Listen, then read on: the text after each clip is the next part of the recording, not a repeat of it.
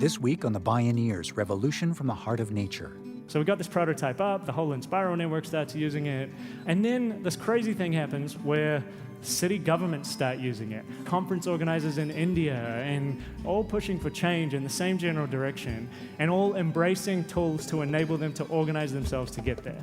Designers are creating a new generation of technologies on Bioneers Radio. Support for the Bioneers Revolution from the Heart of Nature is provided in part by Organic Valley Family of Farms, funding also provided by a grant from the Park Foundation and by the generous support of listeners like you. As world-renowned geneticist David Suzuki observes, the very nature of science at the cutting edge is that most ideas will turn out to be wrong. It's how science progresses. As intimately as the fate of our lives and the planet have been shaped by top-down technological decisions, you'd think by now we'd understand the history of technology as the nail-biting drama of unforeseen consequences, many of them dreadful, now threatening our entire biosphere. Techno-utopians say technology will get us out of this technological nightmare. Luddites say technology is the nightmare. But technology is here to stay. And in truth, the question is not technology good or bad. Instead, we might ask, how well adapted is that product, that process, that policy to life on Earth over the long haul? How does it serve? And is it a tool for control or for liberation? Those are the questions on the minds of a parallel universe of technological rebels. They're designing technologies to serve nature and human well-being. They're democratizing science and technology, equipping citizen scientists with ingenious homegrown tools to identify and directly address problems, both environmental and social. This is Growing Collective Intelligence, Democratizing Technology and Citizen Science, with democracy technologist Ben Knight of Loomio and citizen scientist Shannon Dosemagen of Public Lab. My name is Neil Harvey. I'll be your host. Welcome to the Bioneers, Revolution from the Heart of Nature.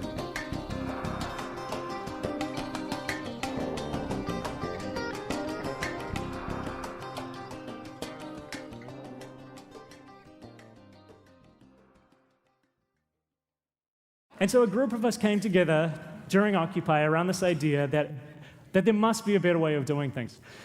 One thing that's changed is that we now have something called the internet.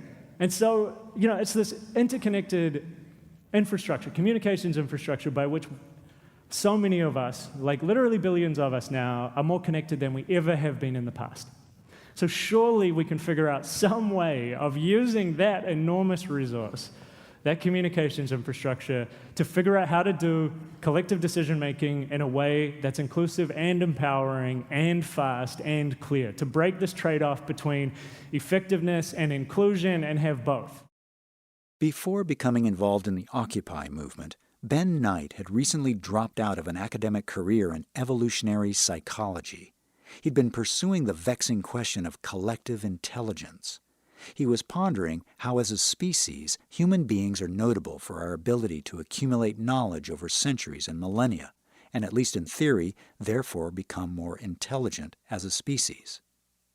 But the state of the world was bombarding him with dire reasons to doubt just how intelligent our species is, and whether there are better ways to make collective decisions. Ben Knight spoke at a Bioneers conference. And then every night going home, going online, and just being bombarded by images, by news, by information about all of these things going horribly, horribly wrong in the world, like full-scale ecological collapse, like an economic paradigm that is so extractive that it's literally threatening the capacity of the Earth to sustain life going forward. That's literally threatening all of our futures. And there was this urgency to these challenges, this real sort of visceral urgency that I was feeling on this. And my initial question just got pushed right out by a question that felt much, much more urgent. And that is, well, if we're really getting so much more intelligent, then why is it that our biggest institutions, our political institutions, our economic institutions, the way that they're behaving collectively, is like the epitome of stupidity. It's not intelligent.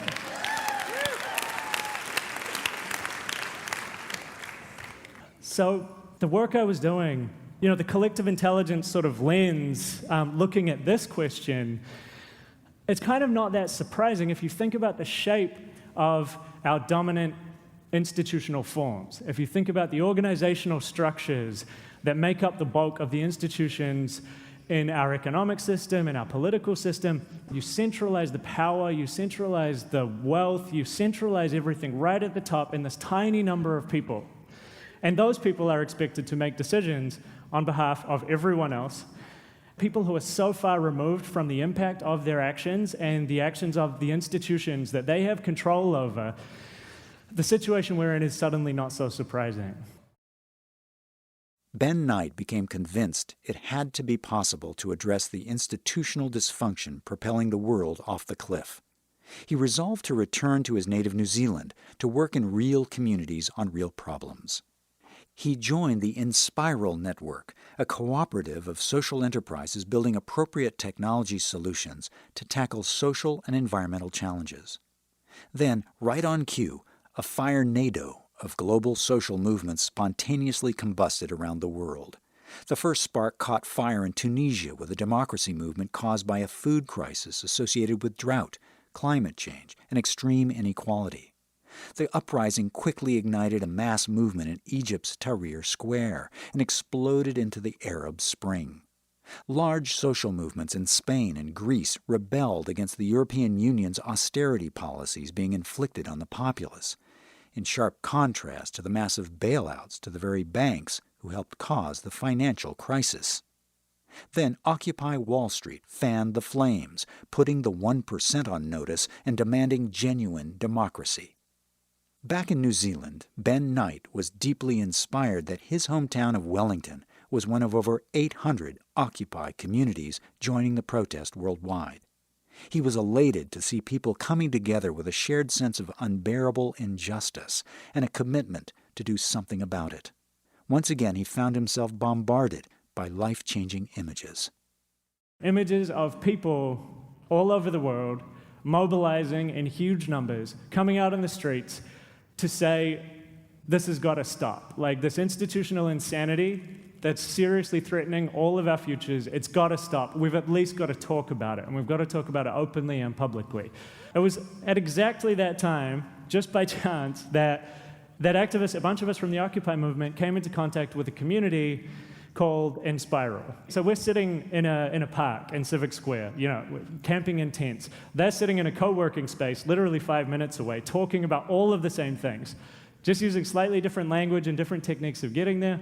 This is a community of people committed to building appropriate technologies to tackle different environmental and social challenges. So this covers, some groups are looking at peer-to-peer community education, some are looking at organic food distribution, youth mental health, and they're building sustainable social enterprises to scale the impact that these ventures can have. So we turned up and we said, hey, we've had this really great idea. We heard that you're good with computers. Can you build this thing for us so we can get back to the tents and do the important work of sitting in a circle? And they told us that, well, that'd be really nice, but we actually need that tool as well because we say we're a non-hierarchical network that's autonomous, but in reality, most of our decisions come down to one or two people because we can't get everyone in the same room at the same time. So they were like, well, we'll give you a desk and an internet connection, and we'll build it together. A team of people with backgrounds in business, technology, activism, and community organizing joined forces and hacked out a prototype. The quest was to get beyond what the group saw as the two dominant modes of decision-making, the pyramid and the blob. The top-down pyramid allows very few voices to dominate the conversation and make the decisions. On the other end, the structuralist mode is a blob that has trouble making decisions or organizing effective action and impact.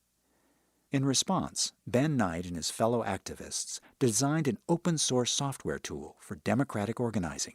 They called it Loomio. So loom as in like a loom for weaving diverse perspectives into a coherent whole that's stronger than the sum of its parts. And loom as in illumination, the illumination that comes with collective wisdom when all perspectives are heard.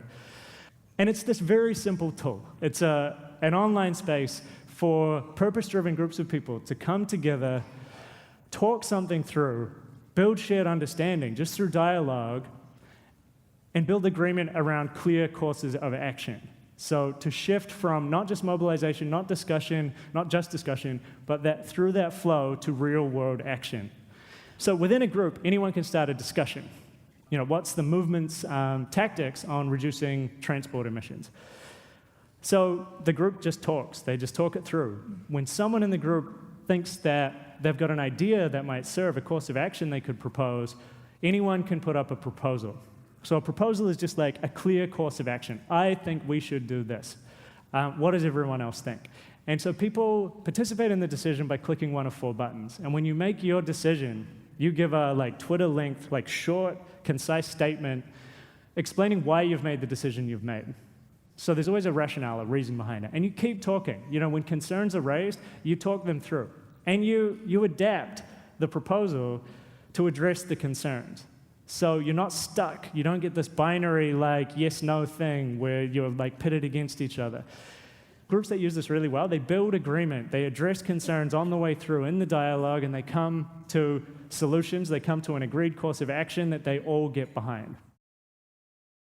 Ben Knight and the Loomio crew found the global uprisings had 3 central characteristics that they needed to design into the technology. First, all the seemingly disparate injustices and oppressions were intrinsically interconnected, called intersectionality. Second, the nature of the change was transformative and systemic, a genuine paradigm shift. You can't just replace a set of leaders in the same structure. The third characteristic was perhaps the most important to them. These movements had to be the change they were seeking. That's what they were experiencing in real time in the Occupy ways of doing things. It's really important that we're conscious and that we organize in ways that are in alignment, in coherence with the change that we're trying to make in the world, the change that we want to see in the world. So if we want a more democratic, more equitable, more sustainable planet, we need to organize ourselves, our movements, our organizations, our communities in sustainable, equitable ways.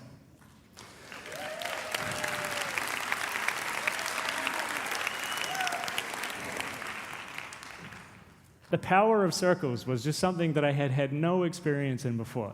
When people are deeply listening to each other, genuinely taking diverse perspectives into account and synthesizing that through a process of building collective understanding, groups come to better decisions than any individual would by themselves.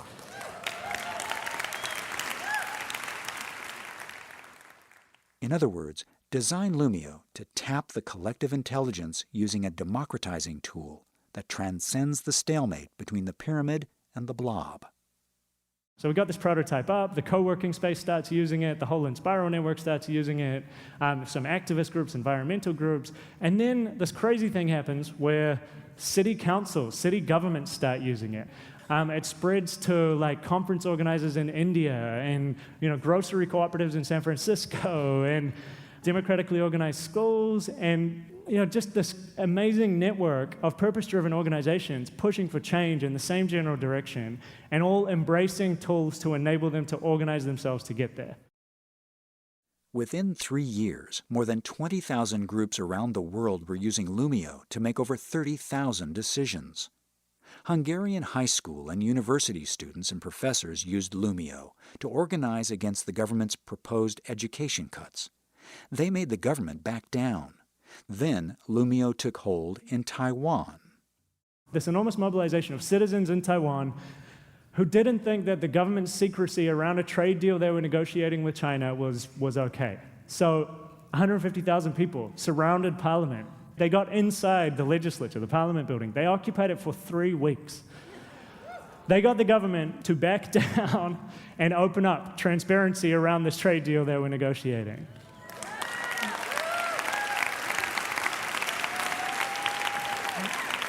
And the craziest part of this is that because the student protesters took the code, Loomio's open source, so anyone can take the code. They took the code, they translated it into their own language, And so now, 12 months later, the Taiwanese government is using Loomio to involve citizens in policymaking, collaborative policymaking. Really positive step.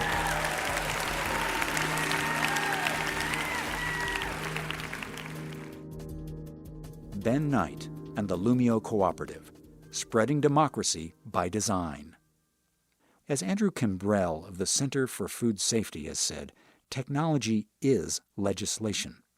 Yet the public, who will bear the impacts of scientific inventions, has little or no say in the decisions. What would it mean to democratize science?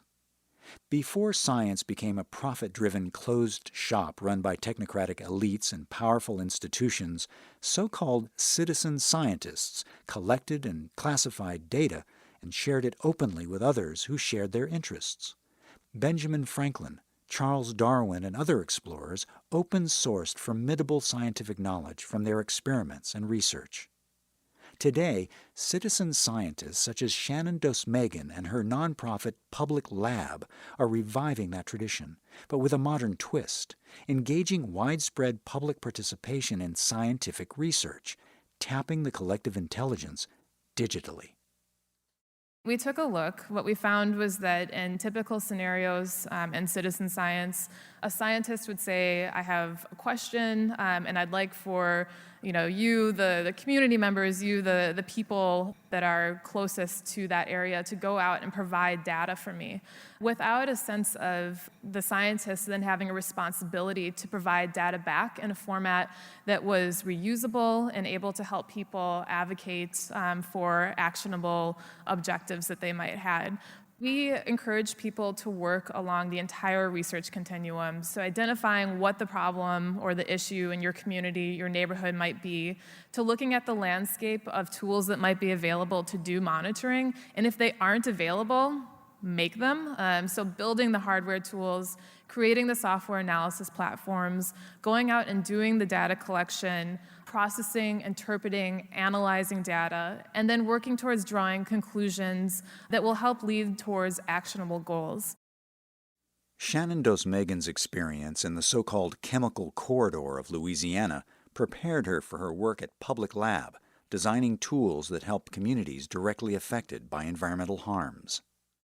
So I was working with fence-line communities, the communities that are right up on the fence of many of the industrial facilities, the refining companies, the chemical corporations that sit on the Mississippi River. And I was using what came to be my first introduction to low-cost hardware, a creation of an EPA SUMA canister. It looks like a 5-gallon bucket with a basic Radio Shack vacuum that would allow people to take their own air samples if they saw a huge flare coming out of one of the stacks of the refineries. But in April 2010, the BP oil disaster happened. Things were thrown into a frenzy. The Gulf Coast had to mobilize to figure out the best way to respond to the spill. One of the initial things that I saw as a young person, as somebody in New Orleans and trying to access information about what we knew was unraveling, miles from us, was that there wasn't information coming from the spill, from the disaster, because it was heavily corporate controlled. It was being run by BP with subcontractors and the support of different government agencies. So I worked on a lot of projects trying to figure out the best strategies around integrating people with information during the disaster. And one of the ones that I fell upon or actively engaged in was launching large kites, 9-foot kites and 5.5-foot balloons tethered to a simple kite string with a camera that you might pull out of your junk drawer at home, and flying them 2,000 feet or so above the Gulf of Mexico.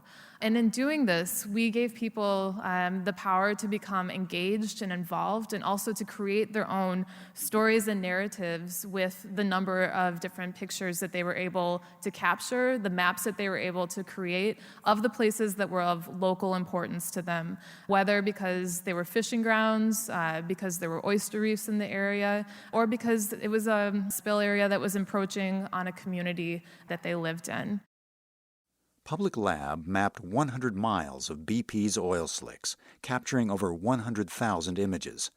The map was keyed to predictions of where the oil was heading, guided by reports from people on the ground. Shannon Dosemagen spoke with us at a Bioneers conference. And some of the images that we were collecting, when you compared it to the databases that nonprofits would typically rely on to get information, you would see a completely different picture of the spill based on image resolution, for instance. So in images that were captured with the balloons and kites, you would see very clear oiling around an entire chunk of land and discarded boom that was sitting in a pile on the land instead of, actually doing what it was meant to do. And in an image of the exact same plot of land on the exact same day, you would see a much different story because the imagery was so less detailed. So post the spill, we thought it was really important to continue to go back to some of those areas. After Katrina, with support from the Patagonia Clothing Company, Public Lab trained residents to do field work and to help remap 20 wetlands areas that experienced different levels of oiling. Public Lab offered citizens the low-cost, low-tech tools it develops, and it provided the open archival and analysis platforms online it builds. Anyone can access them, upload their own data, and do independent data analysis. Our aerial imaging kit is one that has been taken across the world and used in hundreds of different scenarios. We've been working in western Wisconsin on developing passive and optical sampling devices for particulate matter sensing around frac sand mining locations. Bringing together people in Chicago, so students, civic technicians, environmental justice groups in the southeast of Chicago, to measure and monitor the coal piles that are sitting open on the waterways in Chicago.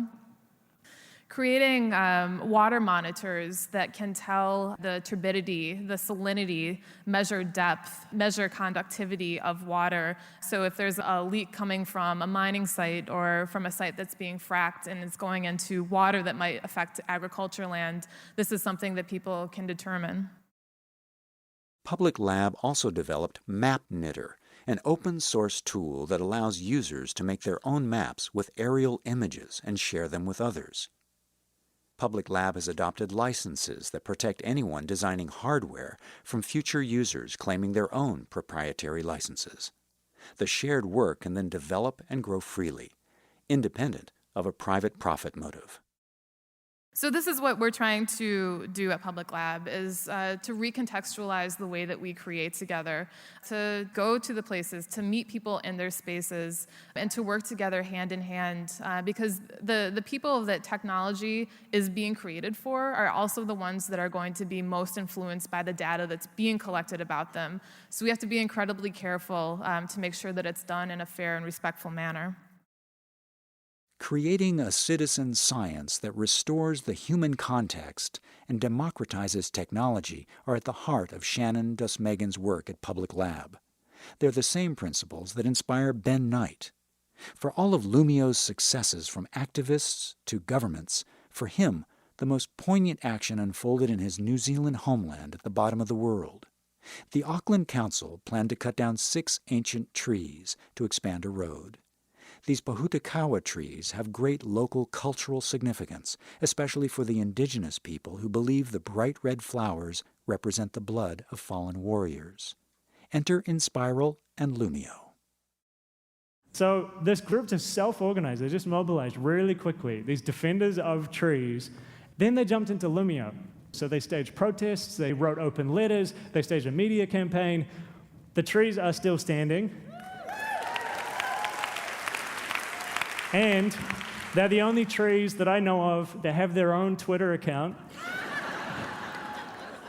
So like being tweeted at by trees that were saved by people who were able to organize really effectively, and for us to have played some tiny role in that is just like, that's why we get out of bed every day. Ben Knight and Shannon Dosemagen. Liberating technology to serve people and nature. Sounds downright intelligent. Growing collective intelligence, democratizing technology and citizen science.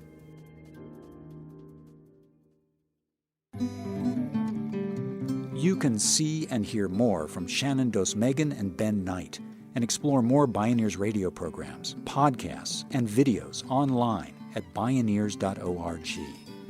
For information on attending the National Bioneers Conference and Bioneers events in your area, please visit Bioneers.org or call 1-877-BIONEER. The Bioneers Revolution from the Heart of Nature is a production of Bioneers and Collective Heritage Institute. Executive producer Kenny Ossobel. Written by Kenny Ossobel. Senior producer and station relations Stephanie Welch. Host and consulting producer Neil Harvey. Program engineer Emily Harris. Production assistants Tina Rubio and Melanie Choi. Our theme music is co-written by the Baka Forest People of Cameroon and Baka Beyond from the album East to West.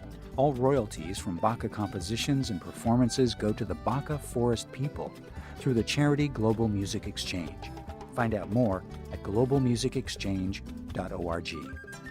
The opinions expressed in the Bioneers Revolution from the Heart of Nature are those of the presenters and are not necessarily those of Bioneers and Collective Heritage Institute, the underwriters, or this radio station. My name is Neil Harvey. Thank you for listening. I invite you to join the Bioneers in inspiring a shift to live on Earth in ways that honor the web of life, each other, and future generations. This is program number 1216.